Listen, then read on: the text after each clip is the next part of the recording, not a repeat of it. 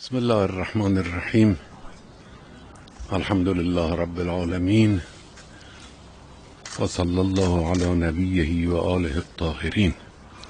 بنده خیلی هم امیدوار هستم به دل پاک و صاف جوانها به خصوص و عناصر مؤمن و متقی و پرهیزگار که اینها واقعا می توانند با دعای خودشون بلاهای بزرگ رو دفع کنن. توصیه میکنم دعای 7 صحیفه سجادیه رو که در مفاتیح هم هست این دعا، یا من تحل بهی عقد المکاره و یقطع بهی حد الشدائد. این دعای خیلی خوبی است، خوش مضمونی است. با توجه به معنا این دعا رو بخونن و از خدای متعال بخوان با این الفاظ زیبا. بسم الله الرحمن الرحیم. اللهم صل على محمد وآل محمد يا من تحل به عقد المكاره ويا من يفتى به حد الشدائد ويا من يلتمس منه المخرج إلى روح الفرج.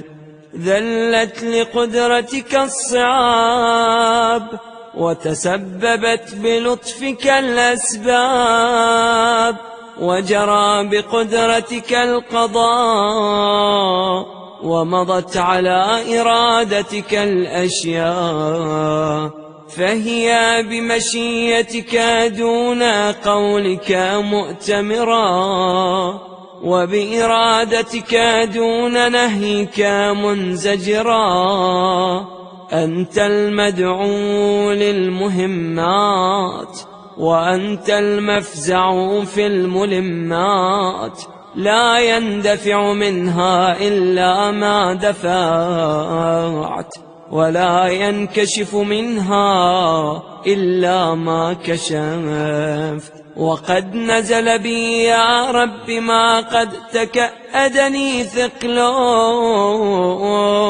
وألم بي ما قد بهضني حمله، وبقدرتك أوردته علي وبسلطانك وجهته إلي، فلا مصدر لما أوردت ولا صارف لما وجهت ولا فاتح لما أغلقت ولا مغلق لما فتحت ولا ميسر لما عسرت ولا ناصر لمن خذلت. فصل على محمد وآله وافتح لي يا رب باب الفرج بطولك، واكسر عني سلطان الهم بحولك،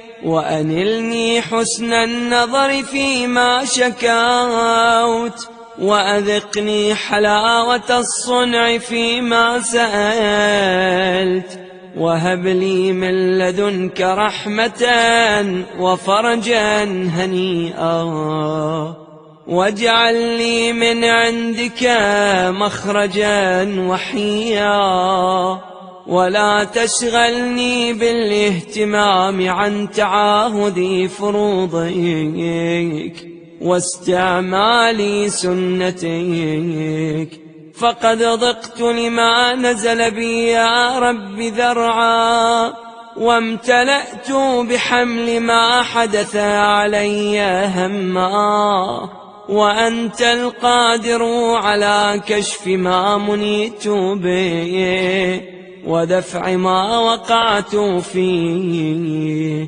فافعل بي ذلك وإن لم استوجبه منك يا ذا العرش العظيم وذا المن الكريم، فأنت قادر يا أرحم الراحمين. آمين رب العالمين.